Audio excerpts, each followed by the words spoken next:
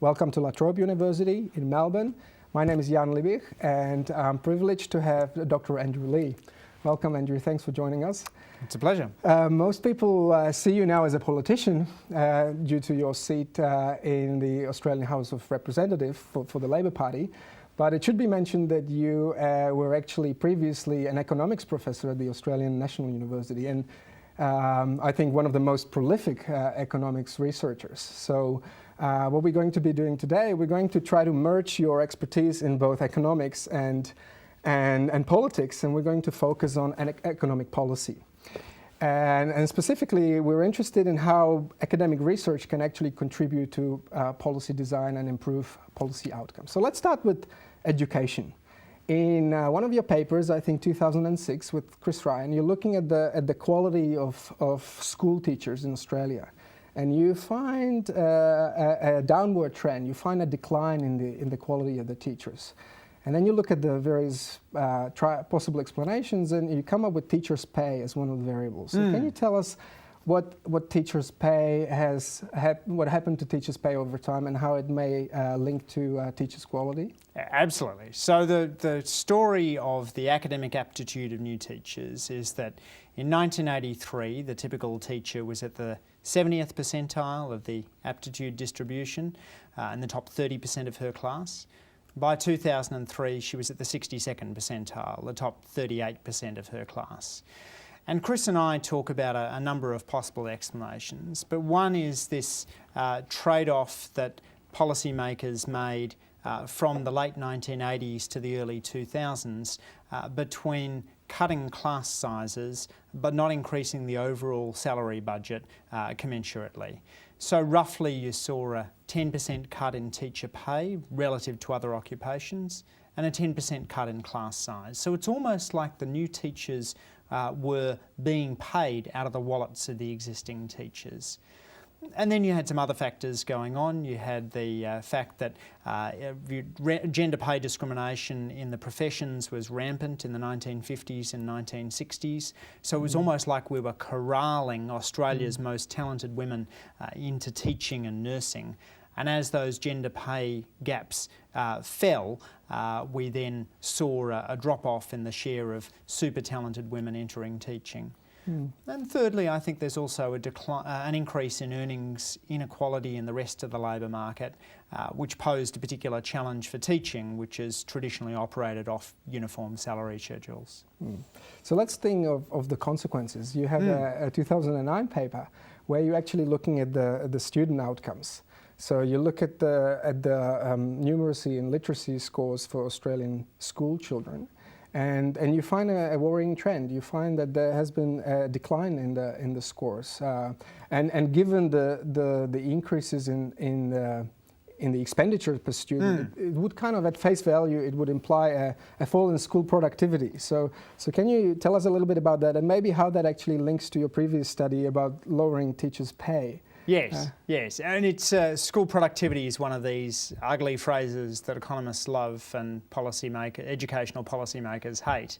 But essentially what you've described is the trend we found. We went back through the dusty archives to try and find instances in which precisely the same maths or English question had been asked of successive cohorts. And so same wording, certain share of kids get it right in one test, another share of kids get it right in another test. And we find flat or perhaps even declining test scores across a couple of different tests. One possibility is that trade-off between dropping teacher pay relative to other professionals and cutting class sizes was actually the wrong trade-off to be making in that period. And then there's other possibilities such as potentially changes in curriculum affecting outcomes. There's also a set of social changes, but to the extent that Chris and I can hold them constant, it doesn't look as though things like more TV watching or a rise in single-parent households, a rise in kids from non-English speaking backgrounds explains much of it. And you've actually got trends that go in the opposite direction, not just the spending, but also the fact that more kids than ever before have a parent with a tertiary education. So it's a bit of a black box. We can tell that Australia's school kids in year 8 or 9 aren't scoring better than they did a generation ago. And I think that poses a pretty big challenge for policymakers like me. Well, if you combine the two findings, it kind of seems like a no-brainer. You have lower teachers' pay, you got lower quality teachers, and then you have worse student outcomes. But you're suggesting that that might be too simplistic, that it may not explain the whole story. I certainly think that teacher quality is important. One of the things that always surprises me is that parents worry a huge amount about which school their child attends, yet they worry very little about which teacher their child is taught by within a school. And yet we know that the within-school variance is higher than the between-school variance.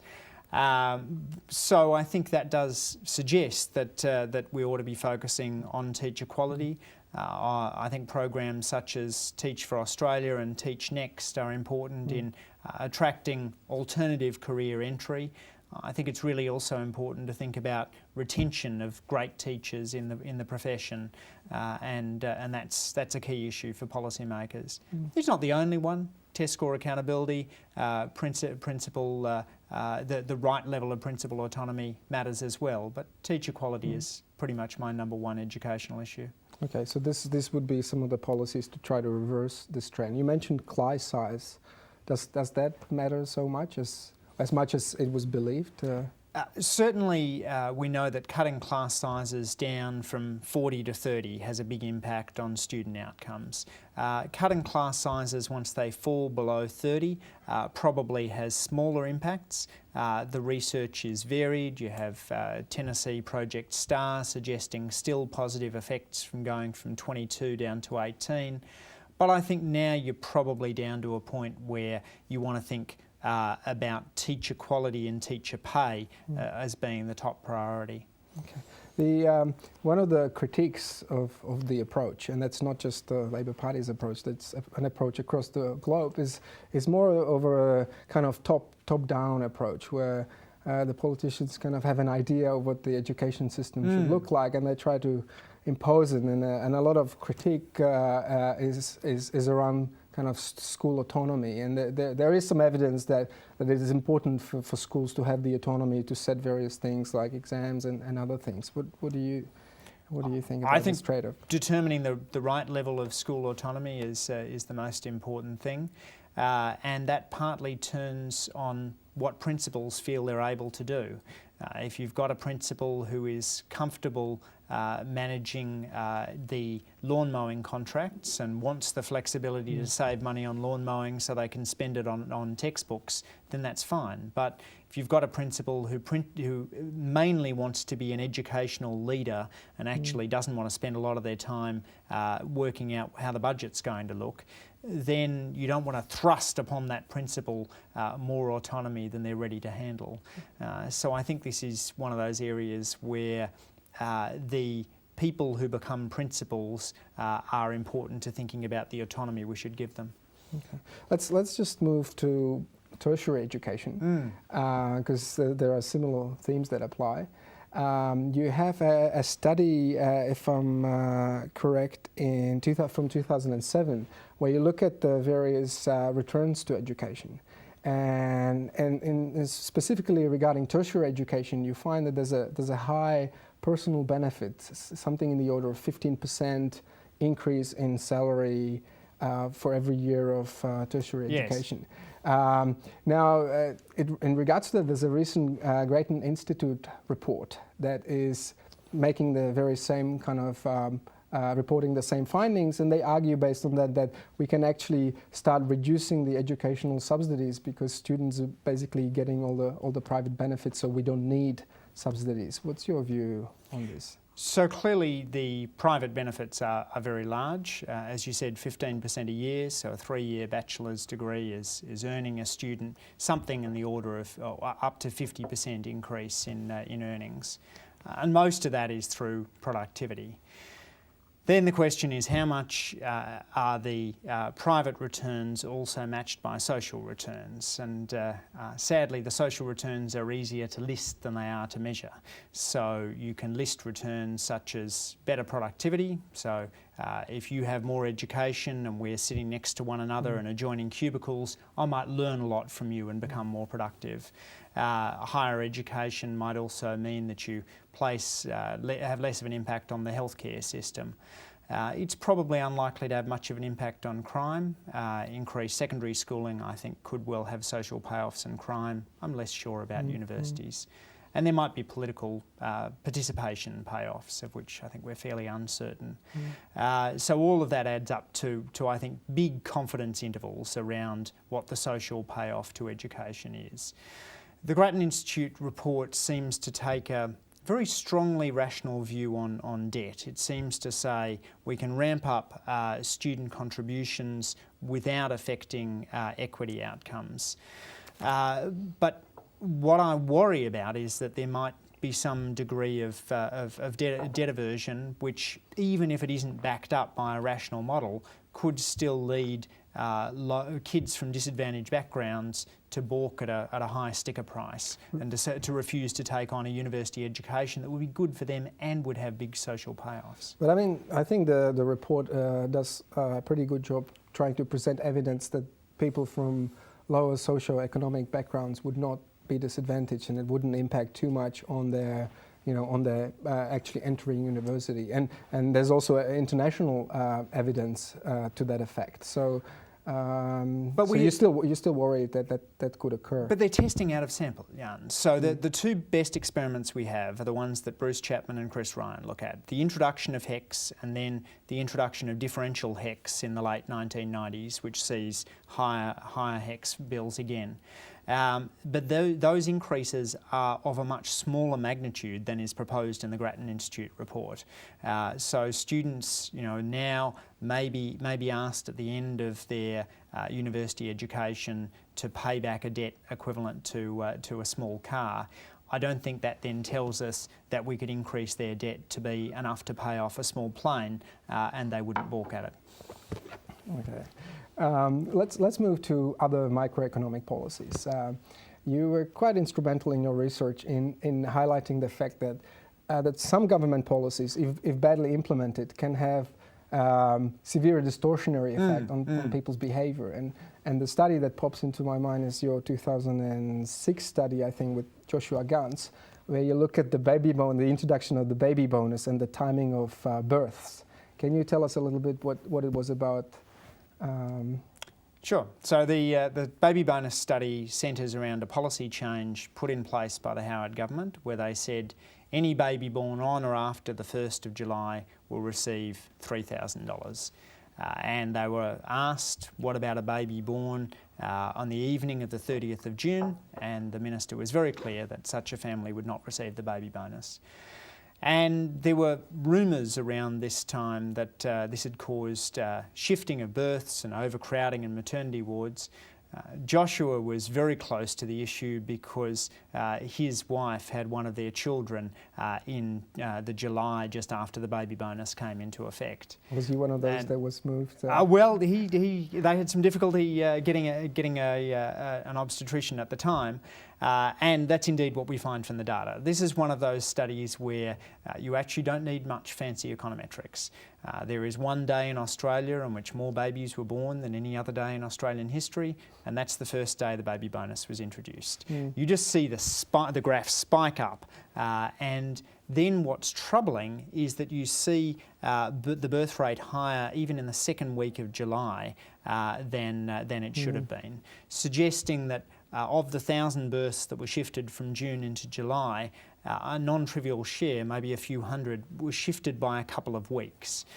And generally when we're thinking about the health of babies, we're worried about premature births, but there's also some evidence that babies that are in the womb well past term might suffer health consequences as well. So while we didn't find anything that was conclusive, we were concerned that the sharp introduction of the baby bonus had actually had adverse health consequences. And you basically warned against this, but then there was another, step increase in the level of the baby bonus, I think twice and the same thing happened, although the spike was a little bit That's less. right, yes. So the Howard government then went and increased the baby bonus. So having introduced it in July 2004, increased it in July 2006, and just in case you'd thought the first result was a fluke, we saw the same effect in July 2006 again. And we had released our study just prior to that in order to try and persuade the government to just step in the change. They didn't, and you again saw birth shifting. So you're basically now kind of moving into the question of how we can improve the design of policies to avoid these kind of distortionary outcomes. So yeah, I think we want to think about introduction effects, is what Joshua and I call it. And so normally when we think about policy distortions, we think about the steady state effect of a policy. I think we ought to also make sure that when a policy is put into place, it doesn't generate perverse incentives, and that those introduction effects are not as critical as the enduring effects, but they matter. And there's simple ways to get around it. So, for example, the health minister wrote to obstetricians prior to Labor's increase of the baby bonus to make them aware that there had been birth shifting previously, and to encourage them to make sure that birth timing was only done with the health of the baby and the mother in mind. I hope that had some effect in reducing the degree of birth shifting afterwards. It's peculiar because, I mean, the government could easily change the policy, but instead they're going to write an email to all those obstetricians asking them to do something rather than actually changing the policy. But let's so far we've assumed that the baby bonus was actually a good policy, but is it the case? Is it really the case? Do you think that that's something that's desirable? Well, the best argument you can make for the baby bonus is that if families are credit constrained at the time of the birth, then this provides extra liquidity for families at the time when the baby is born, and that any drop in expenditure at the time of the birth could have substantially adverse consequences. So, think about a family that has difficulty keeping the heat on, providing enough food, making sure that the parents are in good harmony. If you can stop there being shouting in the household in the first few months of a baby's life, you might well improve the child's life overall. But this effect's kind of reduced now that there's not a one-off bonus, but it's actually phased out over time. It's paid fortnightly, I think. So that's probably not going to be very helpful to a credit-constrained family. Why so? I mean, it just means that the family then has payments that they receive through the ensuing 6 months or so, either through a baby bonus or paid parental leave. I would have thought potentially that's even better for liquidity constraints if you're worried that a lump of cash might not be spent entirely on baby-related things. Okay. Now, in terms of baby bonus, I mean, the original assumption, at least on my part, was that it's trying to do something with the undesirable demographic trends, the fact that the populations are aging in Australia as well as in other advanced countries. So that's not the intention, you think, trying to kind of provide extra incentives for people to have kids? I mean, I think it was always principally income support, trying to top up payments at around the time of the birth. To the extent that it was a birth incentive, I think that was given life by then Treasurer Peter Costello's statement to radio on budget night that mums and dads should have one for him, one for her, and one for the country. And that, I think, is probably a pretty weak argument for the baby bonus. Joshua and I didn't look at it, but there's a Melbourne Institute study by Mark Wooden and co-authors that estimates that for every extra baby born thanks to the baby bonus, the cost to the budget is over $100,000.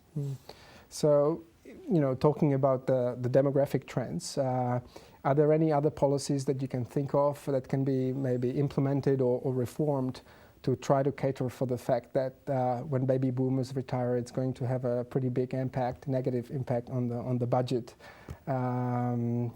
can you think of any policies that should be implemented? So the aged care reforms that are going on at the moment are aimed at a lot of that. One of the things that we just announced yesterday, which I think is quite clever, is thinking about training of aged care workers. At the moment, we train aged care workers and doctors very differently. Doctors are trained in teaching hospitals, which have sort of regimented curriculum programs and experienced doctors to mentor them.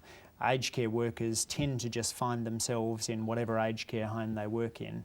So we're actually setting up teaching aged care centres to try and improve the quality of care, and try also to think about the way in which aged care is financed, I think is also important. Yeah, because this is only going to kind of impose more expenditure on the budget. It's not actually going to help solve the situation. Well, it imposes more expenditure on Australians as a whole, and I think one of the ways in which you've seen the debate shift in the last 15 years is away from the notion that government ought to pay for everything to the notion that if an elderly couple finds themselves in a situation where they have substantial assets and they want a better quality of aged care, it might be appropriate to ask them to pay for it. Because, you know, really who's ending up paying for it is the children who are receiving slightly smaller inheritances while their parent receives a better quality of aged care. I think that conversation's gotten better in Australia than it was in the 1990s, and structuring sort of appropriate bonds, protections around reverse mortgages to make sure reverse mortgages can work. You know, these are natural policies to economists to make sure that the tax system doesn't generate perverse incentives not to make a contribution for those who can afford it to getting better quality aged care. Look, I think the extent of the demographic problem is much bigger than even most people realise. I mean, if you look at the projections over the next 25 years, the proportion of people over 65 in Australia is going to increase by about 50%, from about 0.2 to maybe 0.35, something in the to about 0.35. So it's a major impact, and it's not only on the pension scheme. Australia has done a pension reform which has been copied by many other countries, but it's mainly healthcare. I mean, most of the expenditure occurs in the last year or two of life. So we had 50% more aged people. That's going to have a severe impact on the healthcare budget. But I think one of the good things that economists have brought to this debate, Jan, is the notion that we ought to not just think of a 64-year-old as a 64-year-old. In some sense, as Paul McCartney actually said when he turned 64, it's quite different from what he thought it would be. And you see this. David Cutler has some nice work where he looks at the functional physical mobility of somebody who is 64 now and somebody who was 64 a generation ago, and you're finding increases in the order of about 10 years. And so today's 64-year-old is as mobile as a 54-year-old a generation ago. And so that means people enjoy longer lifespans. And another thing I think the demographers miss is that demographers often ignore price effects, and as prices change, you'll also see demands change as well. So I worry that a little bit too much of this modelling is driven by simple age structure and not enough by the way in which we would think about it as economists, with the prices included. Okay, let's move on to a different microeconomic policy, which regards the minimum wage legislation. You have a 2007 study where you're trying to assess to whom the minimum wage actually goes, who's the earner. And surprisingly, to some people, you find that it's actually not the low-income families, but it's the medium-income families. And when you run the simulations, the scenario that I found most realistic is actually going to lead to an increase in income inequality rather than a decrease. So, we think of minimum wages as a way to reduce poverty and reduce inequality, but it seems your research would imply that that's actually a bad idea. So as a politician now, where do you see the minimum wage legislation? So I find the minimum wage debate enormously frustrating. There's one side of the debate that doesn't acknowledge that there's benefits in terms of earnings to raising the minimum wage. and there's another side of the You mean debate. income effects, or Yeah, that there's, you raise the minimum wage, a bunch of people get wage rises, and while they're not all poor, they are disproportionately poor. And then there's another group of people that don't accept that there could be any disemployment effects. And I think both of those extreme cases don't make much sense. I think there's disemployment effects. I think they're probably fairly small.